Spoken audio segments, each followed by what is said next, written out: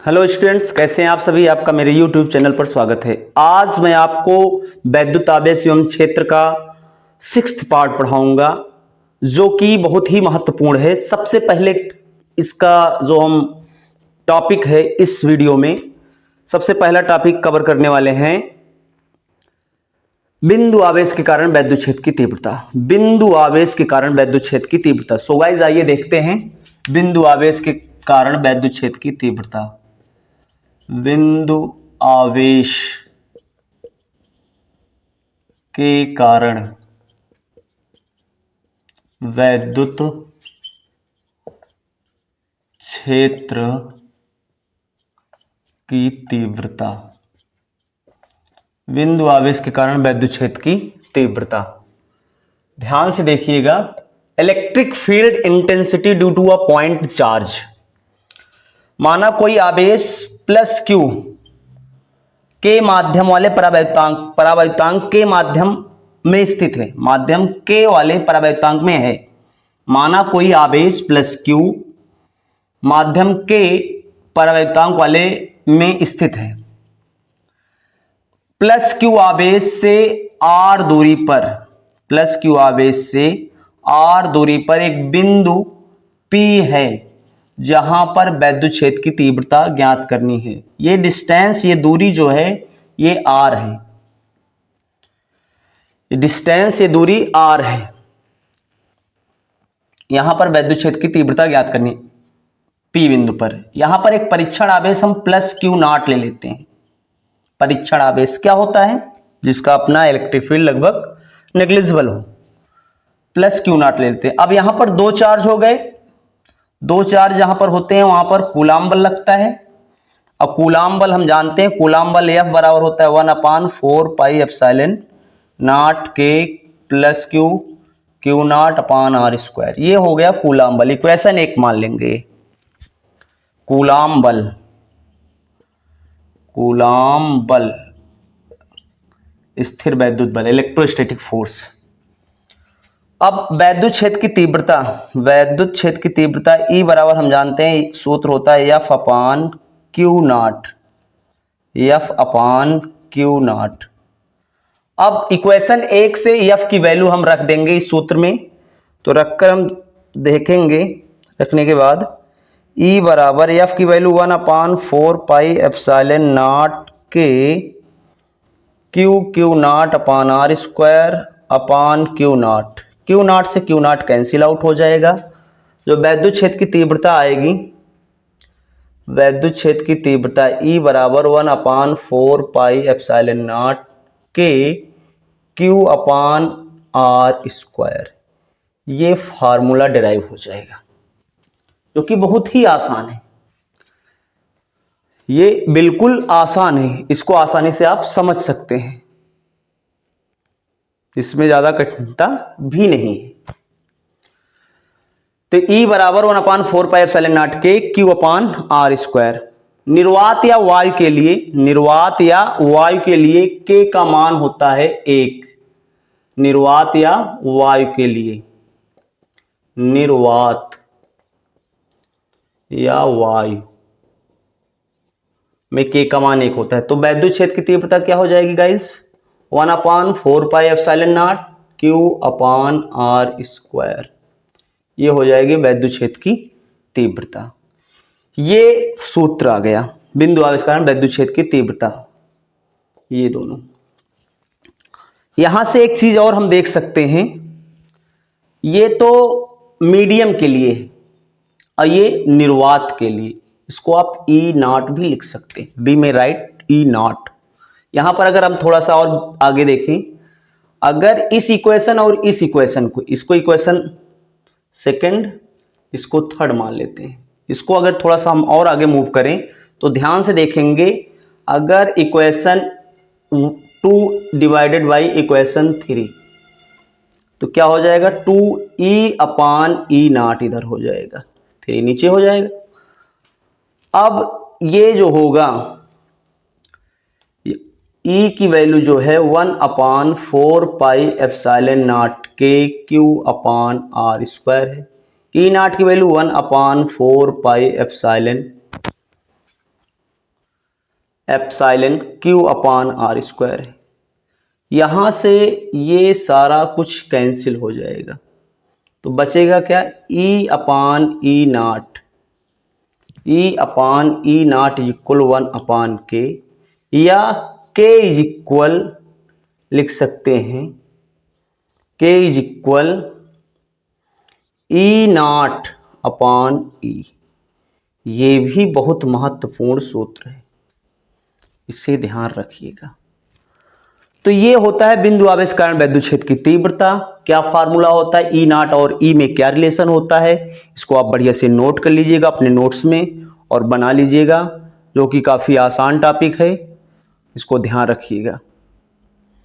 Next topic हम cover करने वाले हैं, ध्यान से देखिएगा। जो हमारा नेक्स्ट टॉपिक होने वाला है वैद्युत द्विध्रुव। वैद्युत द्विध्रुव क्या होता है, वैद्युत द्विध्रुव एक ऐसा निकाय है जिसमें दो बराबर एवं विपरीत प्रकृति के आवेश। वैद्युत द्विध्रुव एक ऐसा निकाय है जिसमें दो बराबर एवं विपरीत प्रकृति के आवेश परस्पर अल्प दूरी पर होते हैं। वैद्युत द्विध्रुव, वैद्युत द्विध्रुव इलेक्ट्रिक डायपोल इसको बोलते हैं, इलेक्ट्रिक डायपोल, इलेक्ट्रिक डायपोल, वैद्युत द्विध्रुव। वैद्युत द्विध्रुव एक ऐसा निकाय है, क्या है, निकाय है, एक निकाय सिस्टम जिसमें दो बराबर एवं विपरीत प्रकृति के आवेश, एक है माइनस क्यू सपोज करिए, दूसरा है प्लस क्यू, बराबर दोनों क्यों हैं, एक प्लस है दूसरा माइनस, परस्पर अल्प दूरी पर होते हैं। अल्प दूरी यानी डिस्टेंस जो होती है इनके बीच की बहुत कम होती है, तो ऐसे निकाय को वैद्युत द्विध्रुव कहते हैं। अगला टॉपिक है वैद्युत द्विध्रुव आघूर्ण। वैद्युत द्विध्रुव आघूर्ण, वैद्युत द्विध्रुव आघूर्ण, वैद्युत द्विध्रुव आघूर्ण, वैद्युत द्विध्रुव आघूर्ण। वैद्युत द्विध्रुव आघूर्ण क्या होता है, इस वैद्युत द्विध्रुव से ही हम इसको डिफाइन कर सकते हैं। वैद्युत द्विध्रुव निकाय से कोई एक आवेश तथा उनके बीच की दूरी, तथा उनके बीच की दूरी का गुणनफल वैद्युत द्विध्रुव आघूर्ण कहलाता है। वैद्युत द्विध्रुव को हम, वैद्युत द्विध्रुव आघूर्ण को P से प्रदर्शित करते हैं, P बराबर Q into 2L, Q into 2L। इसकी आप डेफिनेशन ऐसे बना लिया करिए कि वैद्युत द्विध्रुव निकाय में से कोई एक आवेश और उनके बीच की दूरी टोटल क्या हो जाएगी, 2L, इसका गुणनफल क्या कहलाएगा, वैद्युत द्विध्रुव आघूर्ण कहलाएगा। इसका मात्रक क्या होगा, आवेश का मात्रक हम जानते हैं कूलाम, और डिस्टेंस का मात्रक मीटर, तो कूलाम मीटर। विमीय सूत्र क्या हो जाएगा, डायमेंशनल फार्मूला हो जाएगा इसका, कूलाम के लिए AT यूज करते हैं, मीटर के लिए L, ATL। यह एक सदिश राशि है। सदिश राशि कैसे हुई, जो इसकी डायरेक्शन होती है, जो इसकी डायरेक्शन होती है, ध्यान से देखिएगा, इसकी जो डायरेक्शन होती है ये निगेटिव टू पॉजिटिव होती है, इसकी डायरेक्शन नेगेटिव टू पॉजिटिव होती है, इसकी डायरेक्शन नेगेटिव टू पॉजिटिव होती है, इसलिए यह एक सदिश राशि है। इसलिए वैद्युत द्विध्रुव आघूर्ण जो है सदिश राशि है। कैसी राशि है, सदिश राशि है। तो ये इसका फार्मूला हो गया, मात्रक हो गया, डायमेंशनल फार्मूला हो गया, इसकी डायरेक्शन हो गई और क्वांटिटी हो गई। इन 5 पॉइंट्स को आप बिल्कुल क्लियर रखिए। अगला हमारा टॉपिक रहेगा जो है वैद्युत द्विध्रुव के कारण अच्छी स्थिति में वैद्युत क्षेत्र की तीव्रता। वैद्युत द्विध्रुव के कारण अच्छी स्थिति में वैद्युत क्षेत्र की तीव्रता। आइए गाइस इसको देखते हैं। ये एग्जाम में डेरिवेशन पूछा जाता है, इसके लिए हम डिराइव करेंगे फार्मूले को। अच्छी स्थिति में वैद्युत द्विध्रुव के कारण वैद्युत क्षेत्र की तीव्रता, सबसे पहले हम बनाएंगे, सबसे पहले वैद्युत द्विध्रुव निकाय बनाएंगे। एक माइनस क्यू, दूसरा प्लस क्यू। इनके बीच की दूरी क्या है, ये यल हो गया डिस्टेंस, ये भी डिस्टेंस यल। ये मान लेते हैं पॉइंट ए है, ये पॉइंट बी है, ये ओ है। यहां से आर डिस्टेंस पर इन दोनों आवेशों को मिलाने वाली रेखा के सीध में कोई बिंदु P है। ये लेफ्ट या राइट किसी भी ओर हो सकता है, इधर भी हो सकता है, ये इधर भी, तो हम इधर ले रहे हैं। बिंदु P है, अच्छी स्थिति इसकी सीध में, दोनों आवेशों को मिलाने वाली रेखा की सीध में। यहां पर वैद्युत क्षेत्र की तीव्रता हमें ज्ञात करनी है, अच्छी स्थिति है। तो देखेंगे इसको ध्यान से। प्लस क्यू के कारण, प्लस क्यू के कारण, प्लस क्यू के कारण जो वैद्युत क्षेत्र, प्लस क्यू के कारण यहां पर वैद्युत क्षेत्र की तीव्रता क्या होगी, प्लस क्यू से जो इलेक्ट्रिक फील्ड इंटेंसिटी की डायरेक्शन होती है कैसी होती है, away from the charge. Lines जो होती हैं अवे फ्रॉम द चार्ज। तो यहां पर प्लस क्यू कारण वैद्युत क्षेत्र की तीव्रता हम मान लेते हैं इस बिंदु P पर E1 होगा, जो अवे फ्रॉम द चार्ज होगा। E1 ध्यान रखेंगे, E1 होगा। तो प्लस क्यू के कारण वैद्युत क्षेत्र की तीव्रता यानी E1 इज इक्वल 1/4πε0 के Q अपान, ये डिस्टेंस यहां से यहां तक क्या होगी, ये होगी R माइनस यल का होल स्क्वायर, इक्वेशन 1।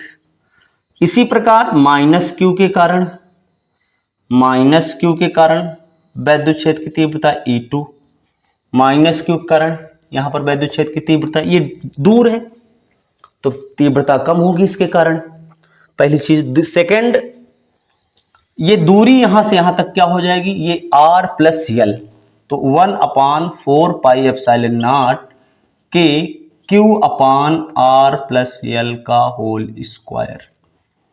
दूरी क्या हो जाएगी, ये यल और ये R, यानी R प्लस यल, R में से घटाएंगे, R में ही जोड़ेंगे, तो R प्लस यल का होल स्क्वायर, ये इक्वेशन सेकंड हो जाएगा। ध्यान से अगर देखें, प्लस क्यू के कारण वैद्युत क्षेत्र की तीव्रता क्या होगी, प्लस आवेश के कारण जो वैद्युत क्षेत्र की तीव्रता होती है वो टुवर्ड्स द चार्ज होती है, यानी जो फील्ड लाइंस बनती है इस प्रकार से बनती है, ये E2 हो जाएगा। और E1 और E2 के बीच में एंगल जो बनेगा ये 180 डिग्री हो जाएगा। तो ये इनकी डायरेक्शन विपरीत है, और जो ई नेट अगर निकालेंगे विपरीत है तो घट जाएंगे, जो ई नेट आएगा, नेट वैद्युत क्षेत्र की तीव्रता बड़े में छोटा घटा देंगे, E1 minus E2, E1 minus E2, E1 minus E2। E1 की वैल्यू क्या है, 1/4πε0 के Q अपान R माइनस यल का होल स्क्वायर, माइनस E2 क्या है, 1/4πε0 Q अपान R प्लस यल का होल स्क्वायर। इसको कैलकुलेट करेंगे नेट वैद्युत क्षेत्र की तीव्रता ज्ञात करने के लिए, कैलकुलेट करेंगे। तो कैसे इसको कैलकुलेट करेंगे, ई नेट बराबर 1 Q, न्यूमरेटर में Q, डिनोमिनेटर में 4πε0 के, ऊपर है Q नीचे है 4πε0 के, इसको कॉमन करेंगे तो 1/R माइनस यल का whole square minus 1/R plus L का होल स्क्वायर। अब ध्यान से आप देखेंगे तो ई नेट बराबर क्या आएगा, इसको कैलकुलेट करने के बाद 1/4πε0 के ब्रैकेट, ये हो जाएगा क्रॉस में इधर R प्लस यल का होल स्क्वायर माइनस इधर हो जाएगा R माइनस यल का होल स्क्वायर, और नीचे क्या हो जाएगा a minus B A plus B, square को आप मत देखिए, a माइनस बी और ये a प्लस बी, तो a square minus B square whole square लगा दीजिए, हो गया। अब ई नेट इज इक्वल क्या हो जाएगा, Q अपान 4πε0 के, ये हो जाएगा a square minus B square का फार्मूला हम लगा देंगे तो क्या हो जाएगा, R प्लस यल माइनस, एक ब्रैकेट में प्लस बी एक ब्रैकेट में माइनस बी। अगर इसको कैलकुलेट करेंगे, ध्यान से देखिए, इसको calculate, A R plus L यहां पर हम कर देते हैं R plus L minus R minus L, ये हो गया a माइनस बी। फिर नेक्स्ट ब्रैकेट में क्या हो जाएगा, नेक्स्ट ब्रैकेट में हो जाएगा R plus L plus R minus L, यही होगा। इसको R plus L minus R plus L, bracket हटेगा, सिंबल चेंज हो जाएगा। यहां पर R plus L plus R minus L, यहां माइनस प्लस कैंसिल, यहां पर माइनस प्लस ये कैंसिल, 2l बचेगा, 2l और 2r बचेगा, 2l बचेगा और 2r बचेगा। तो ये आ जाएगा, ध्यान से देखिएगा, जो हर में नीचे आएगा, ये थोड़ा सा यहां पर ध्यान देख, एजम्पशन हम लेंगे कि आर स्क्वायर जो है वो बहुत ज्यादा है एल स्क्वायर के कंपेयर में। आर स्क्वायर जो है वो एल स्क्वायर के कंपेयर में बहुत ज्यादा है, एल स्क्वायर के हम इसलिए एल स्क्वायर को नेग्लिजिबल मान लेंगे। R square is much greater than, R square is much greater than L square.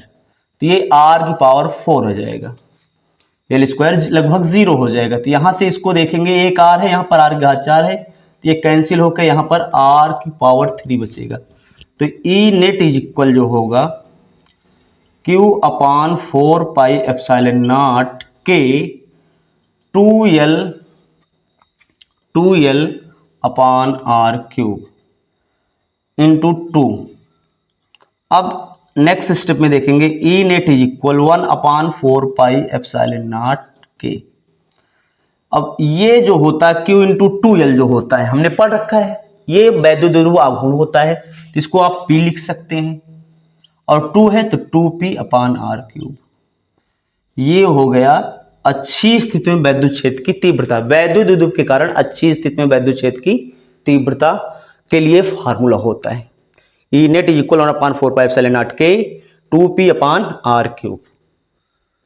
थोड़ा सा आप इसको ध्यान से देखिएगा, अगर आपको कहीं नहीं समझ आया बताइए, कमेंट बॉक्स में हमको आप बताइए, जहां समस्या होगी इसको मैं दोबारा आपको क्या कहते हैं आपके डाउट को सॉल्व कर दूंगा। और ये बिल्कुल आसान है, थोड़ा सा फोकस करने की बात है, बार बार प्रैक्टिस से आसान हो जाएगा। यहां पर इसकी डायरेक्शन क्या होती है, अच्छी स्थिति में वैद्युत क्षेत्र की तीव्रता की डायरेक्शन क्या होती है, इस चीज हमको ध्यान देना चाहिए। क्योंकि यहां पर हम देखें तो जो E1 है, हमने देखा ना, E1 ग्रेटर देन E2, यानी E के जो प्लस Q के कारण वैद्युत क्षेत्र की तीव्रता वो ज्यादा है, तो डायरेक्शन क्या हो रही है, ये जो है E1 ये अधिक है, तो डायरेक्शन जो हो रही है -2 प्लस, जो इस दिशा होगी ई नेट की डायरेक्शन, दिशा जो होगी वो क्या होगी, निगेटिव टू पॉजिटिव। ध्यान देने वाली बात है, और ये ध्यान देना भी चाहिए कि वैद्युत क्षेत्र की तीव्रता की दिशा जो होगी अच्छी स्थिति में जो होगी वो होगी -2 पॉजिटिव, निगेटिव टू पॉजिटिव। तो आज हमने जो टॉपिक कवर किए बहुत ही महत्वपूर्ण थे एग्जाम के दृष्टिकोण से, और आगे के सिलेबस को कवर करने के लिए भी महत्वपूर्ण है। आज के लिए गाइस इतना ही, मिलते हैं अगले वीडियो में, धन्यवाद।